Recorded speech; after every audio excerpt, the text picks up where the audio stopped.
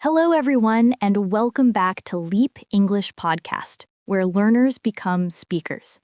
I'm Lily, and I have a question for everyone today. Hey, Lily. Hey, everyone. I'm Jake. Ooh, what's the question? Okay, so in the last lesson, we talked about handling mistakes and overcoming shyness, right? Right. That was such an important episode. It was. And I got so many messages from people saying, Lily, I feel braver now. I'm going to speak more, which is amazing. That's awesome. But then I got this one message that really made me think. A listener said, Lily, I want to speak more. I know mistakes are okay, but honestly, I just don't feel motivated.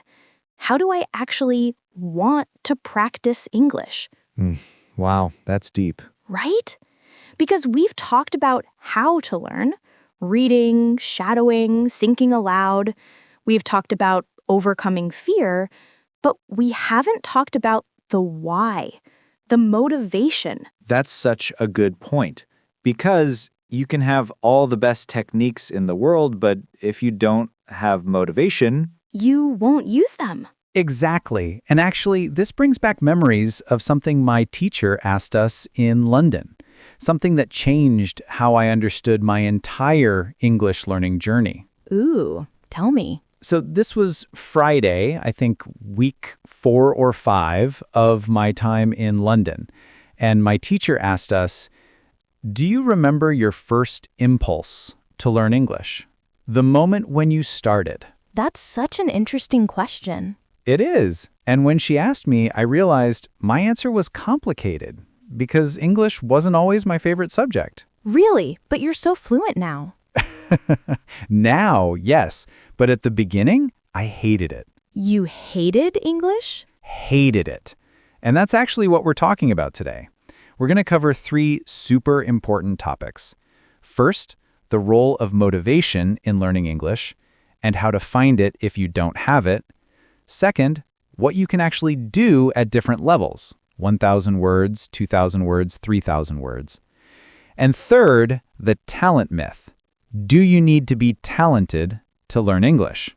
Ooh, these are all such important questions. They really are, and I'm going to share some very personal stories today. Stories about my relationship with English, from hating it to loving it. I'm so ready for this. Let's jump in. Okay, Jake, so you said you hated English at first. Tell me that story. all right, so when my teacher asked about my first impulse to learn English, I had to be honest. I told the whole class my story. And? I started learning English in high school, and from day one, it was a disaster. A disaster? A complete disaster. The structure made no sense to me. The grammar seemed illogical. I tried to memorize words, tried to learn rules, but nothing stuck. Oh, no. By the time I finished high school, I was still a beginner. I couldn't speak. And honestly, Lily, I believed English just wasn't for me. You thought you couldn't learn it? I was convinced. I thought, some people are good at languages, I'm not one of them. And I gave up for a while. So what changed? The Beatles. The Beatles? The Beatles. So I was 20 years old. I'd always loved music. And I started getting really into the Beatles. Their songs were amazing, but I couldn't understand the lyrics. And you wanted to understand? I desperately wanted to understand. So I started translating their songs, line by line, word by word. Oh, so you were motivated by music. Motivated by music. And slowly, I started understanding more and more. Not just Beatles songs. English in general started making sense. That's amazing. So music was your motivation. Music was the catalyst. And then something else happened that really changed everything. What? Remember I mentioned 2 ladies on a train in a previous episode? Yes, the ones you tried to speak to. Those ladies. So I had this short, simple conversation with them on a train. My grammar was terrible, my vocabulary was basic, but we communicated. And that mattered? That mattered so much because for the first time, I thought, wait, maybe I can learn English. Maybe it's not impossible. So that moment gave you belief. Belief. And from that moment, I started working on English almost every day, and I got better and better. That's what eventually brought me to London. Wow. So you went from hating English to moving to London to study it. Crazy, right? And when I finished telling this story in class, my teacher said something really important. What did she say? She said, Jake, there's something very interesting about your story. First, you didn't have motivation. Then, you found motivation. You wanted to understand songs. And you can see that motivation is everything. With motivation, you can learn English. Without it, success is very hard. So motivation is the key ingredient? The key ingredient. And then she asked everyone in class about their motivation. And Lily, the stories were so inspiring. Tell me some. One girl wanted to read historical books in original English. One student wanted to become a professional tennis coach in England and needed perfect English. One woman wanted to work for an international company. So everyone had their own personal reason? Everyone had their own why. And our teacher said that's essential. You need to know why you're learning English. Not just because it's useful, but a real, personal, emotional reason. That makes sense. If you don't know why you're doing something, it's hard to stay committed. Exactly. And then she asked another question. She said, do you like English now? And what did you say? I said, I didn't like English in high school, but now I love it. I can see how useful it is. I love the Beatles. I love my teacher. I love my English boss at the cafe. I even love English humor. English humor. It's dry and sarcastic. I love it. And my teacher said, this is another important factor. When you like something connected to English, music, people, culture, history, learning becomes easier. Because you're naturally drawn to it? Naturally drawn to it. She said, if you want to reach 3,000 words, you need consistent practice. And if you don't like English, it's hard to find time to practice. But if you like it, you'll find time naturally. Oh, so liking English makes consistency easier. Way easier, because it doesn't feel like work. It feels like spending time with something you enjoy. That's such a powerful insight. It really is. And honestly, that conversation made me realize how lucky I was. I found my motivation, the Beatles, and then I found things I liked about English. That combination made learning almost effortless. So the lesson is find your motivation and find things you like about English? That's the lesson. Okay, Jake. So you have motivation and you like English, but here's a practical question. What can you actually do at different levels? Great question. And actually, this came up in class because of something that happened at the cafe. Oh, another cafe story. Always cafe stories. Okay, so remember I mentioned those two foreign ladies who came to the cafe, and my boss spoke to them in very simple English? Yes, the ones who didn't speak English very well? Right. So the next day at school, I told my teacher about that experience. I said, my boss spoke to them in super simple sentences, 3 or 4 words, and they understood perfectly. And what did your teacher say? She said, your boss must be very clever. It's true that you can communicate with everybody. People who speak English very well can have conversations with beginners. Let me explain the different levels and what you can do at each one. Ooh, I want to hear this. So she broke it down into 3 levels. Level 1, 1,000 words. Level 2, 2,000 words. Level 3, 3,000 words. Okay, let's start with level 1, 1,000 words. What can you do? At 1,000 words, You can speak about basic everyday things.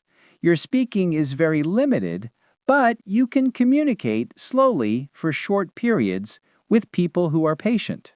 So, short conversations. Short conversations. Your sentences are usually about 4 words, like, I want coffee. Where is bathroom? Thank you very much. Very basic. Very basic. But, and this is important, if the other person also speaks in short sentences, you can have a basic conversation. So, it's enough for survival communication? Survival communication. And our teacher said, this is the level those 2 Japanese ladies were at.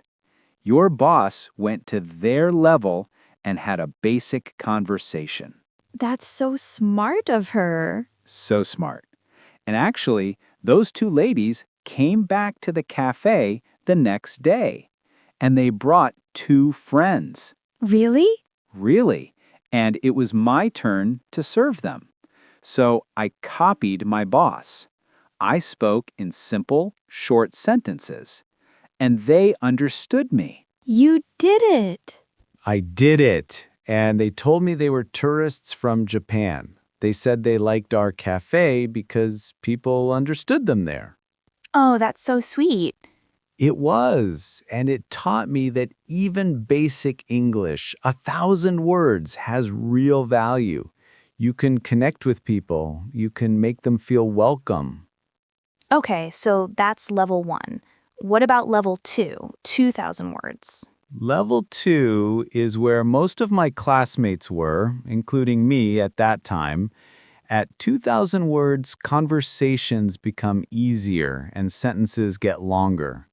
How much longer? 6, 7, 8 words or more. You can speak about many things from your life: family, hobbies, job, traveling. So, real conversations. Real conversations. But there's a limitation. Sometimes you can't go deep on certain topics, like if someone asks about complicated political issues or abstract philosophical concepts, you might struggle. But for everyday use, it's enough. For everyday use, it's usually enough. My teacher said this level is good enough for most daily communication in English. And what about level 3, 3,000 words? Level 3. This is the goal level. At 3,000 words, you can have deeper conversations on many topics. You can discuss complex ideas, express nuanced opinions, understand detailed explanations. So that's fluency. That's functional fluency.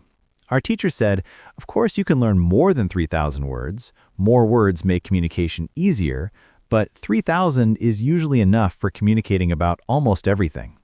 So 3,000's the target. The target. And knowing these levels helped me so much because I could see, okay, I'm at 2,000 words now.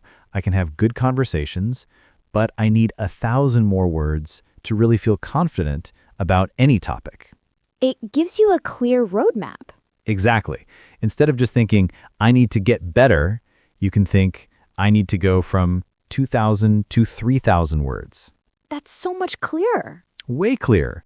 And it also helped me appreciate where I was. Like, I already know 2,000 words. That's not nothing. I can have real conversations. Celebrating progress. Celebrating progress. Okay, Jake. So we've talked about motivation and levels, but here's something I hear all the time from listeners. I'm just not talented at languages. Oh, the talent excuse. You call it an excuse? Not in a mean way, but yes, it's often an excuse. And actually, we had this exact conversation in class. Tell me. So this was a Friday, I think week 5 or 6, and there was a new student in our class that day. New student?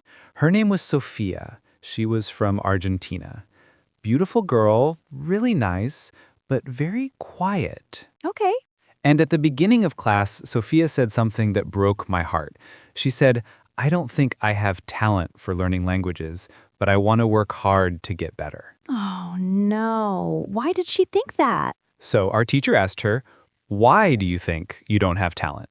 And Sophia said, "Because my sister learns English very fast. But for me, it's difficult." Ah, comparison. Comparison. And then our teacher did something brilliant. She asked the whole class, "Who here thinks they have talent for learning languages? Raise your hand." And? Lily. Nobody raised their hand. Not one person. Nobody? Nobody. And our teacher smiled. She'd expected that. And then she said something that changed everyone's perspective. What did she say? She said, "I want to tell you something. Many people think you need talent to learn a new language. I agree. Yes, you need talent. But I also believe you already have that talent. Already have it? Already have it." She said, "Why do you have talent? Because you already learned one language, your native language. You are successful at learning your native language, and you speak it fluently. All people who can learn their native language have talent for learning languages." Oh my God, that's brilliant. Right? Everyone in class just went silent. We were all thinking, wait, she's right. Because if you can learn one language, you can learn another. Exactly. The ability is already there. But then, our teacher addressed the comparison issue. She said, "So why do many students believe they're not talented?" Why? She said, "The reason is this. There are people who are super talented. These people remember new words very fast and for a longer time. Maybe you know someone like this at work, in your family. These super talented people exist." So some people are naturally better. Some people have an advantage, and Sophia confirmed it. She said, "Yes, my sister is really like that. She's better than everyone else." So what did your teacher say? She said, "Yes, these super talented people exist. That's a fact. We can't change it. And it's not a problem. The problem is that we compare ourselves to these people.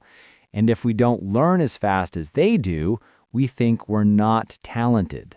Oh, so the comparison is the problem, not the ability. The comparison is the problem. And then she said something I'll never forget. She said, "Please do not compare yourself to super talented people. Yes, they're lucky. They have an advantage. But you can be lucky too. You might be super talented at other things." Like what? She said, "Maybe you're more talented than others at singing, swimming, playing tennis, counting numbers, cooking, or repairing cars. People are not all the same. That's the beauty of this world." That's so true. It is. And then she concluded with this. "Now you can believe that you are also talented, maybe not super talented, but talented. And when you believe you're talented, learning English becomes easier." Because mindset matters. Mindset matters so much. And Lily, I saw the change in that classroom immediately. What change? Sophia sat up straighter. She smiled. Other students were nodding, looking relieved, because we'd all been carrying this belief that we weren't good enough. And your teacher just demolished that belief. Demolished it. And I remember thinking, I'm talented at football and tennis. Now I know I'm also talented at learning English. I just need practice, not magic. That's such a powerful realization. It really was. Okay, Jake, so you learned about motivation, levels, and talent. But how did all this change your approach to learning? It changed everything because I realized I had all the ingredients for success. What do you mean? Think about it. Ingredient 1, motivation. I had that. The Beatles, wanting to communicate, loving my teacher and boss. Check. Ingredient 2, understanding my level. I knew I was at about 2,000 words and needed to reach 3,000. Clear goal. Check. Ingredient 3, belief in my talent. I wasn't super talented like Sophia's sister, but I was talented enough. I'd already learned one language. I could learn another. 3 ingredients for success. 3 ingredients. And once I had those, the techniques we learned, reading, shadowing, thinking aloud, became easy to implement. Because you had the right mindset? The right mindset.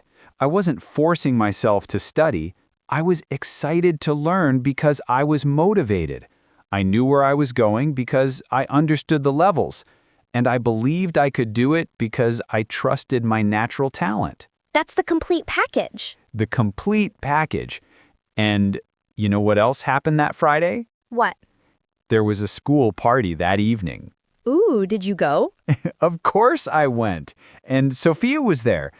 And we had this great conversation in English about learning languages, about Argentina, about football. And you didn't worry about mistakes? I didn't worry because I had motivation, I knew my level was good enough for social conversations, and I believed in my ability, so I just spoke. That's perfect. And that night, at that party, I truly felt like an English speaker. Not a perfect one, but a real one. All right, everyone, let's recap these game-changing lessons. Yes, this is foundational stuff. First, motivation. You need a personal reason to learn English. It could be music, like Jake's, the Beatles. It could be career goals, travel, books, people, anything. Find your why. And also, find things you like about English. When you like it, consistent practice becomes natural, not forced. Second, levels. At 1,000 words, you can have basic survival conversations with short sentences. At 2,000 words, you can discuss many everyday topics with good conversations. At 3,000 words, you can go deep on most topics and express complex ideas. Knowing these levels gives you a clear roadmap. Third, talent. You already have talent for learning languages because you learned your native language. Don't compare yourself to super talented people. They exist, but they're rare. You're talented enough. Believe in your ability, and learning becomes easier. The big takeaway? Success in English requires 3 things: motivation to keep going, understanding of where you are and where you're heading, and belief in your natural ability to learn. Get those 3 things right, and the techniques work. They really do. Wow, Jake, this was such an important episode. These foundational mindsets matter so much. They really do, because you can know all the techniques, but without the right mindset, you won't use them. Exactly. Okay, everyone, we hope this episode helped you understand the mental game of learning English. The motivation, the levels, and the talent myth. Now, we want to hear from you. Go to the comments and tell us 3 things. 3 things? 3 things. First, what's your motivation for learning English? What's your personal why? Second, what level do you think you're at right now? 1,000 words? 2,000? 3,000? And where do you want to be? And third, did you used to think you weren't talented at languages? Has this episode changed your mind? Share your stories. We read every comment, and your experiences help other learners feel less alone. And if this episode changed your mindset, if you feel more motivated or more confident in your ability now, Which we really hope you do. please hit that subscribe button. We share mindset-shifting episodes like this every single day. Every week, practical techniques plus mental game strategies. And share this episode with a friend who says, I'm just not talented at languages, or I'm not motivated. This could be exactly what they need to hear. This could change their entire learning journey. Okay, one last thing before we go. What's that? I want everyone to close their eyes for a second. Well, not if you're driving. But seriously, think about this. You already learned one of the hardest things humans do, a language. You learned your native language as a child. That means you have the talent, you have the ability, You just need the motivation, the understanding, and the belief. That's beautiful, Lily. And it's true. So believe in yourself. Believe in yourself, find your motivation, and keep going. All right, that's all for this week. Thanks so much for hanging out with us. We loved this deep dive into mindset. Now go find your Beatles. I'm Lily. And I'm Jake. And this is Leap English Podcast, where learners become speakers. See you next week. Bye, everyone. Bye.